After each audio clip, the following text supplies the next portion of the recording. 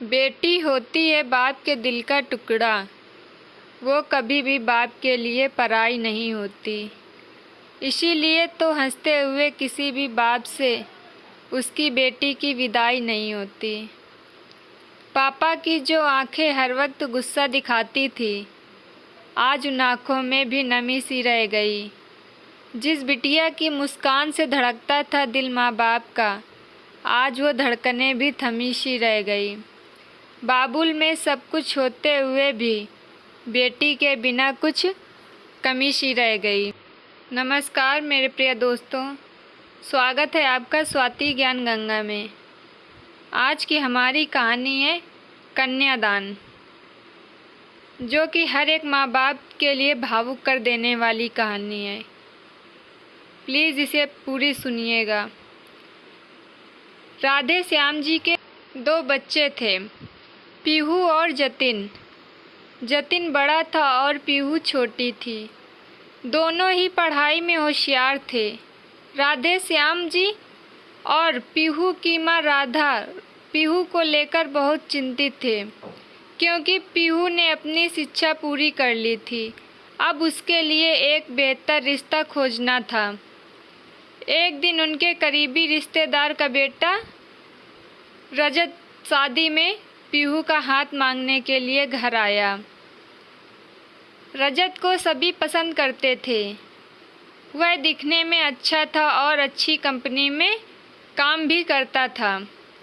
रजत के परिवार को भी पीहू पसंद थी। फिर इन सब के बाद शादी की तारीख तय हो गई और जतिन के भैया और राधे श्याम जी शादी की तैयारियां करने लगे। क्योंकि शादी नज़दीक थी, सारी तैयारियां हो गई। शादी का दिन भी आ गया। जतिन पीहू का हाथ पकड़कर मंडप में ले आया। पीहू सुंदर गुड़िया सी दिख रही थी। सुंदर नाक, आंखें, रंग गोरा, लंबी लंबी चोटी। पीहू देखने में बिल्कुल हीरोइन जैसी लग रही थी।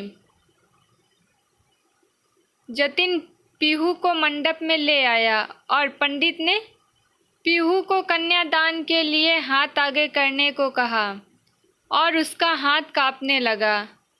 जिस पिता ने इस हाथ को पकड़कर दुनिया में चलना सिखाया, वही आज उसका हाथ किसी और पुरुष के हाथ में देने जा रहे थे। अपनी उस बेटी के बिना अपना बाकी का जीवन बिताना, ये विचार ही उनके लिए काफ़ी कष्टदायक था। पिता ने उसका हाथ पकड़ लिया और उसके होने वाले पति ने नीचे से उसके हाथ को सहारा दिया। कन्यादान की रस्म शुरू हुई। हाथों से पानी की एक एक बूंद गिरने के साथ पिता की आंखों से भी बूंद बूंद आंसू गिर रहे थे। अपने कलेजे का टुकड़ा दान करते हुए क्या अवस्था होती है, तब वह राधे श्याम जी ने जाना।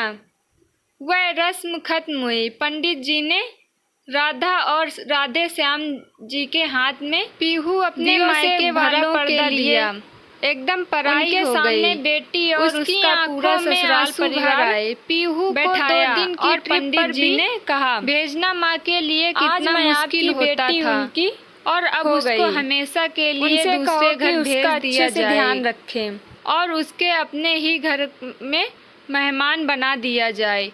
यह बात अम्मा को समझ आ रही थी। उस रस्म के बाद दूल्हा गेट पर आ गया। पंडित जी ने आवाज़ दी, लड़की के मामा लड़की को लेकर आओ। उस मामा का हाथ पकड़कर वह अंदर पाठ कर रही थी। सुबह उठकर एक साथ नाश्ता, फिर मस्ती, फिर मामी के हाथ का खाना और रात में मामा के गोद में सिर रखकर सोने वाली भांजी आज उस मामा को दूसरे के हाथ में सौंपनी होगी। यह सोचकर उसके अपने हाथ कस लिया और मंगल कष्ट प्रारंभ हो गए। भाई दूज के दिन बिना कुछ मांगे मिलने वाला गिफ्ट, एक साथ फोड़े हुए पटाखे, टीवी कौन देखेगा। इस पर झगड़ा और दादाजी गुजर जाने के बाद उन दोनों का गले लगकर रोना। दोनों भाई बहन आज एक दूसरे को देख रहे थे। उतनी ही देर में मंगल कष्ट समाप्त हो गए। मंगलाष्टक समाप्त हो जाने के बाद पीहू अपने आगे आने वाले नए जीवन को लेकर उत्साहित हो गई। पीहू ने वरमाला पहनाई और अपने पति रजत के पास खड़ी हो गई। पीहू के सामने बहुत से लोग खड़े थे, कुछ आशीर्वाद दे रहे थे और कुछ पास होकर स्तुति कर रहे थे। फोटो के लिए उसकी सहेलियां आईं। एक ने उसका हाथ पकड़ा, दूसरी ने उसका पल्लू अटका हुआ निकाला, तीसरी ने उसके आंसू पोंछे। अब हम घर रहने के लिए आ रहे हैं। आंटी को बोलना खाना खाने के लिए आएंगे। उसे उस एक कमरे की आवाज़, एक दूसरे के अधिकार और वह दिन याद आ गए जब वे एक साथ रहती थी। अचानक पति रजत ने कहा कि तुम चारों की तस्वीर ले लो। मैं साइड में खड़ा हो जाता हूँ और वह चारों चेहरे हंसे खाने की कतार में आज पीहू माँ पापा से दूसरे लोगों के साथ बैठी थी।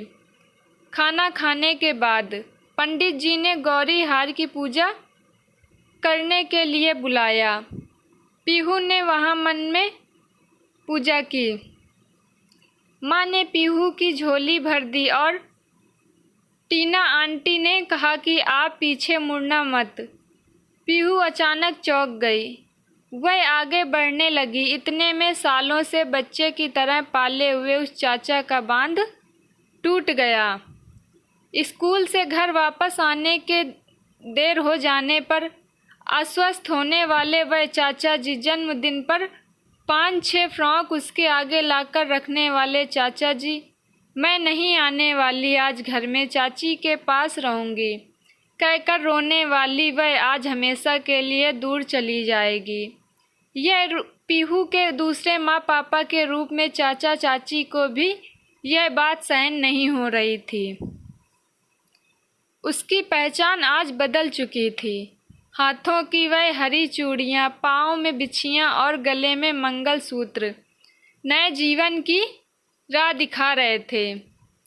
सास का हाथ पकड़कर पीहू उस फूलों से सजी गाड़ी में रजत के पास बैठी।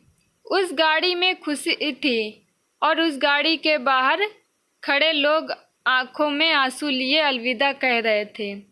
पीहू बोली, मम्मी पापा आती हूँ मैं।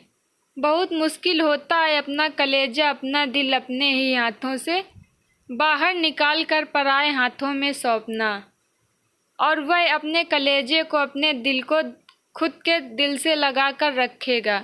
फिर भी हर माता पिता इस मुश्किल कामना का सपना देखते हैं, लड़की के जन्म के बाद से ही। दोस्तों, हर एक माँ बाप के लिए यह घड़ी बहुत ही मुश्किल होती है।